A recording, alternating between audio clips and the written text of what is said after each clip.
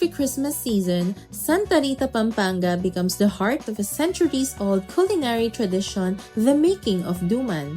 In this video, we explore how this delicacy shapes local livelihoods, influences the town's economy, and depends on the environment and its resources. Maya pabati kay kayuman! Kami mga environmental science ay nandito ngayon sa Santa Rita Parish Grounds, kung saan makulay at puno ng buhay ang Duman Festival 2025.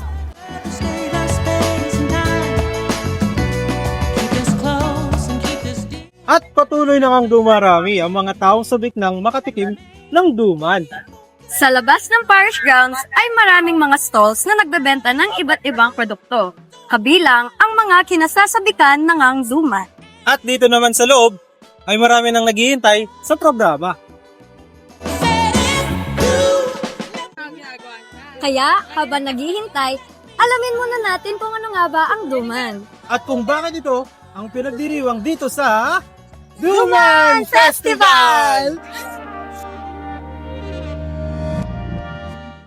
Before anything else, let us first see what duman is and how it is harvested and prepared. Duman is an old Kapampangan delicacy made from young glutinous rice and has been produced for generations using traditional methods. It's made only once a year when the green rice is ready for early harvest, which happens every December. Making duman begins with harvesting the glutinous rice while still young and green. The grains are then toasted over a clay stove, carefully stirred to avoid burning. Next comes pangatut, the traditional pounding that removes the husk and reveals the bright green kernels. Finally, the rice is winnowed to separate the duman from the husk, leaving behind the rare, fragrant green grains cherished throughout Pampanga. Grabe! Takam na talaga ako matikman kung ano nga ba yung duman. What if alamin muna natin kung paano ginagawa at kung ano ang sangkap ng duman? Tama. At kung bakit nga ba tuwing Disyembre lang ginagawa yung duman dito sa Pampanga. Pero okay lang yan. Aalamin natin yan. Kaya samahan nyo kami. Tara!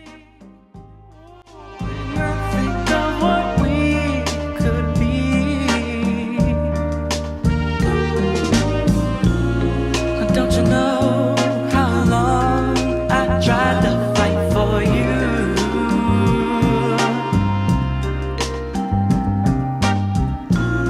But after all, it was only you I have to lose. Unang-una, ako si Bernard Dizon, tubong Santa Rita, naki-barangay sa Barangay Santa Monica. Pangalan ng business namin, ito yung Aposentas Duman Palbabewan. Ito, means ng Palbabewan, ito yung pagawaan ng duman. Yun na nga, gaya nung nasabi ko, produkto namin paggawa ng duman. Duman ang pangunahin naming negosyo. Pwede rin kami at nakakagawa rin kami ng kalamay ng duman, suman ng duman tuwing sasapit ang Pasko.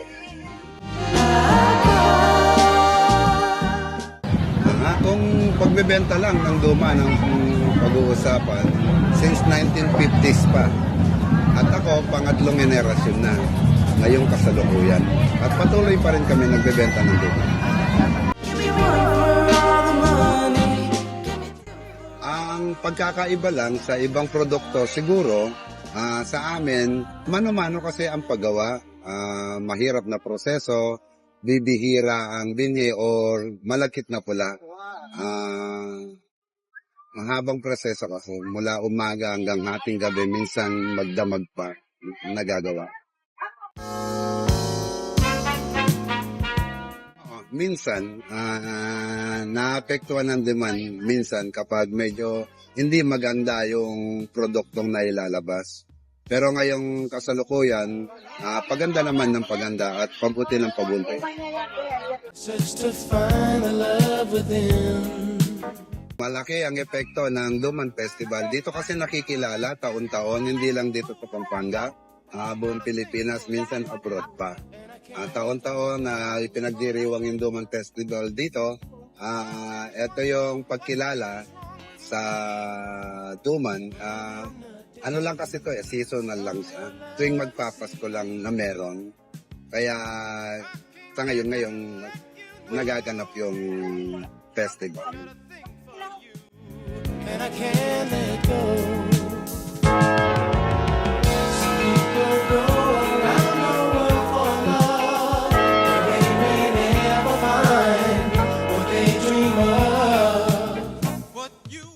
Ay, grabe, nakakapagod talaga, pare. Oo nga. Alam mo ba, deserve natin to. Oo, kanina pa tayo nag-iikot-ikot dito. Ngayon lang natin matitigman tong Duman. Sige, unahin na natin itong kalameng duman. Lang. Titikman! Ano siya? Oily? Pero yung mga kakanin kasi kailangan ng mantika para di Malambot, siya no? magdikit-dikit. Alam mo, kahit seasonal lang duman, mararamdaman mo talaga dito kung paano nila ginawa yan, no? Yung effort. Speaking of effort, kanina nung umikot-ikot kami dito, ang daming mga tao, talagang makikita mo yung pagkakaisa ng community. Parang yung buong Santa Rita, makikita mo talaga dito kung paano nila ginagawa yan, no? Makikita mo rin yung mga negosyo dito, yung turismo, hindi na talaga nagpapahuli. Sobrang grande talaga ng paghahanda nila dito, no? Pero hindi lang naman yun dahil sa pagkain. Pati na rin yung kultura ng Pampanga, ramdam na ramdam natin. Exactly. Parang yung duman, nakikita dito mismo kung paano nila pinaghandaan. Matagal yung proseso pero worth it. Oo. Oo siya. Tara na. Uy, pero huwag kayo mag-alala ha. Itong pagkain namin, kahit di namin ito naubos, meron pa kaming ibang kagrupo. Kaya, let's move on and explore the festival. And, Let's go! Just the two of us. We can make it if we try. Just the two of us. Just the two of us. Building castles in the sky. Just the two of us. You and I. Yan yung artist at tourism performance nila. Tsaka yung sarsuela mamaya. Yan ang number 1. Sa festival, yung mga kubol kasi may pagkain. First, this year, our parish celebrates the 300th anniversary of our foundation anniversary. So, one of the highlights of the show is AI or Authenticity. Yung simbahan natin sa Santa Rita. Ayan ang pinakamagandang unang modelo yan, Ayan ang ninuno ng mga nanay namin. Yan na nakadisigan namin. Ha? Kaya dyan kami nagpo-focus sa simbahan ng Santa Rita. This part is the theatrical show. It's all about the Duman. Ano yung nangyari, paano ginagawa, and the story of Santa Rita itself.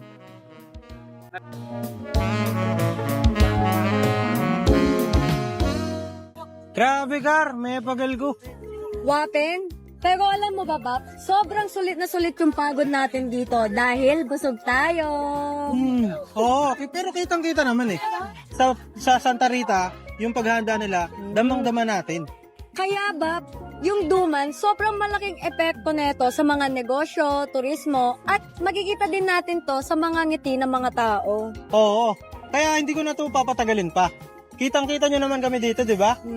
Kaya samahan nyo na kami. Kung may natutunan man kayo sa video na to,